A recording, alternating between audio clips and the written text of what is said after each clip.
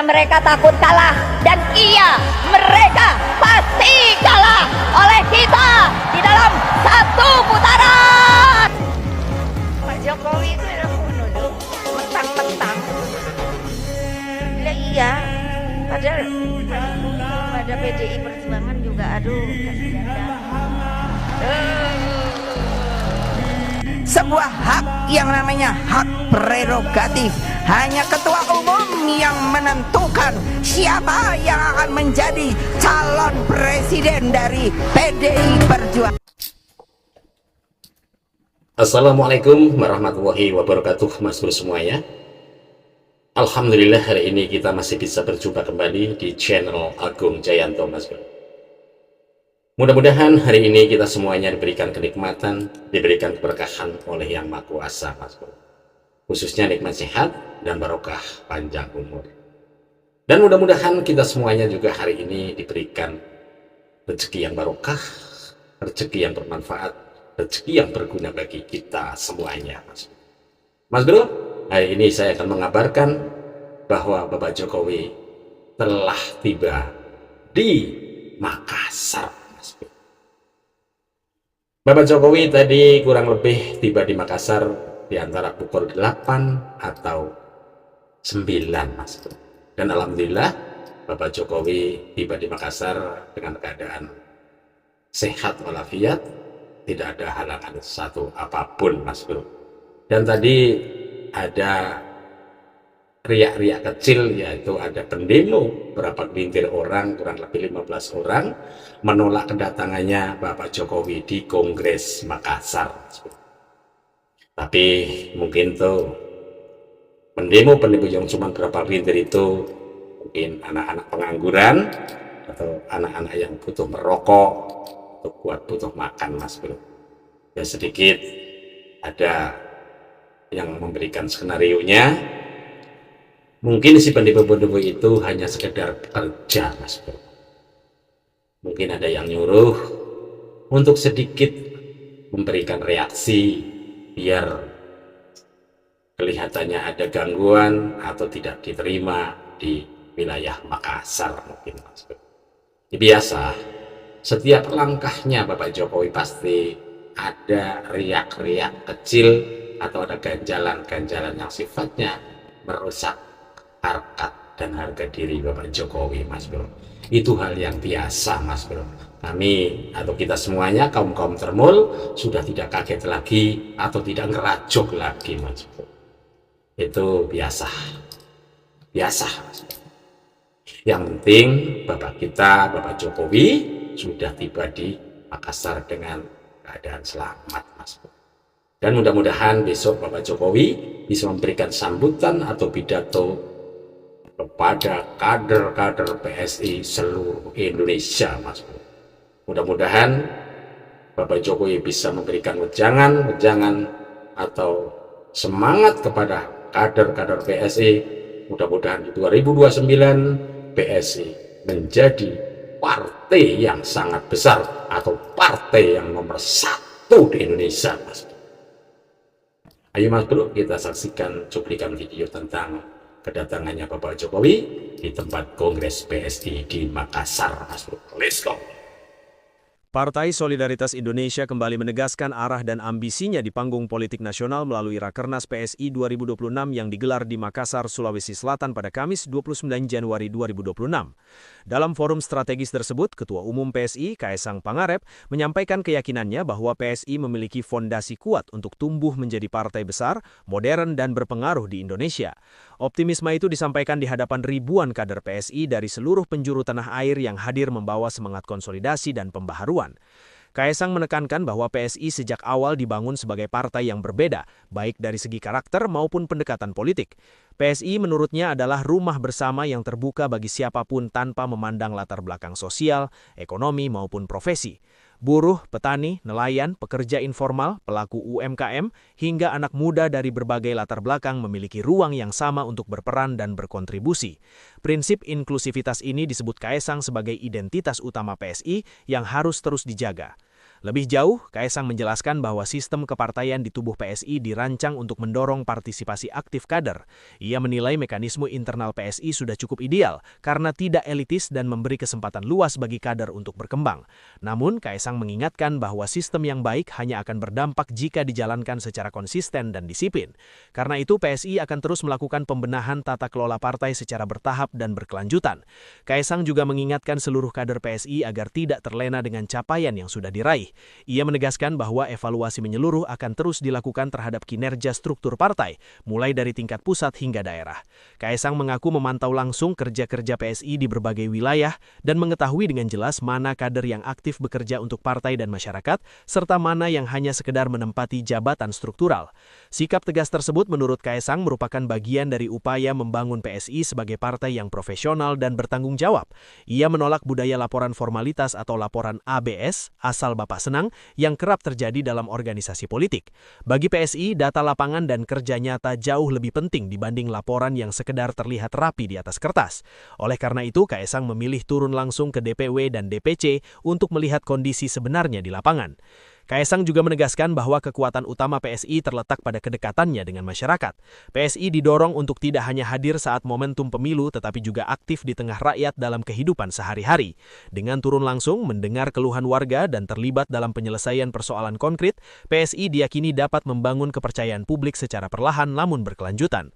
Menurut Kaesang, jika PSI mampu menjaga konsistensi tersebut, maka target untuk bersaing dengan partai-partai besar pada pemilu 2029 bukanlah hal yang mustahil.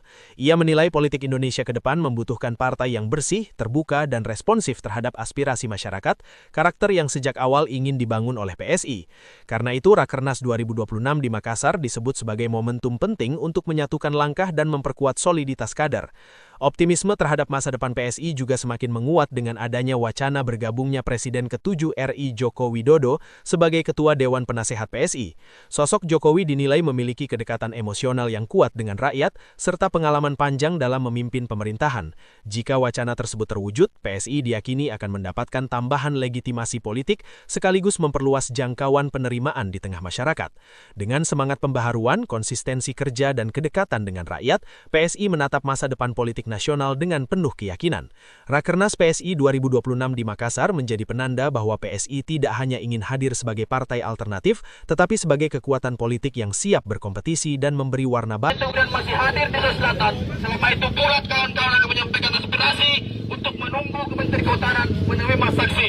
Selama Jokowi... Rapat Kerja Nasional atau Rakernas Partai Solidaritas Indonesia atau PSI di Kota Makassar, Sulawesi Selatan diwarnai aksi unjuk rasa sekitar 15 orang mahasiswa pada Kamis kemarin 29 Januari 2026.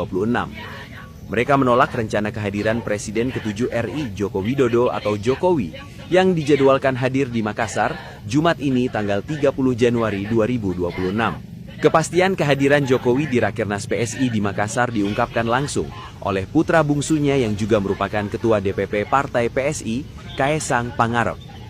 Pantauan IDN Times, masa aksi yang mengatasnamakan dirinya Aliansi Kesatuan Rakyat Menggugat atau Keramat, berunjuk rasa tepat di depan Hotel Claro Makassar yang merupakan lokasi Rakernas PSI. Tak hanya Jokowi, Aliansi Keramat juga mendesak agar Menteri Kehutanan, Menhut, Raja Juli Antoni dicopot dari jabatannya karena dianggap tidak mampu menjaga hutan. Sehingga menimbulkan atau berdampak pada kemaslahatan daripada masyarakat yang ada di Sumatera hari ini, kawan-kawan sekalian.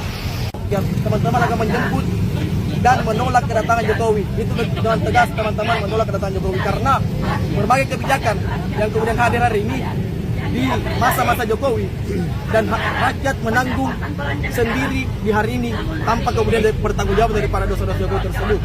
Sedangkan untuk kasus kerusakan hutan di Indonesia, Ketua Aksi menyebut bahwa Raja Juli Antoni dianggap tidak mampu menjaga hutan. Salah satu contohnya bencana di Sumatera diduga terjadi akibat adanya kerusakan hutan. Aksi ini juga menyinggung pembalakan liar yang mengakibatkan kerusakan hutan di beberapa wilayah di Sulsel.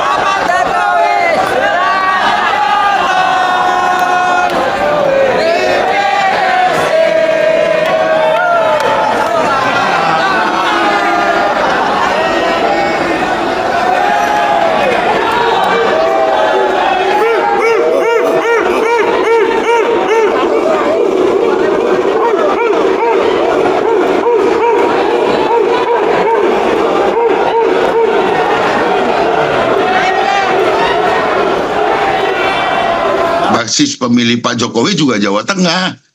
Dan hari ini Pak Jokowi adalah bagian dari kami, beliau adalah patron kami, dan sudah menyampaikan, saya akan mendukung full PSI. Dan saya akan bekerja keras untuk itu. Di samping kami juga tentu melengkapi ya struktur kami sampai ke tingkat paling bawah, mesin tempur ini bergerak. Nanti kita lihat 2029 apa kata Adi Pray tentang sukses yang akan diraih oleh PSI. PSI, Partai Super Terbuka.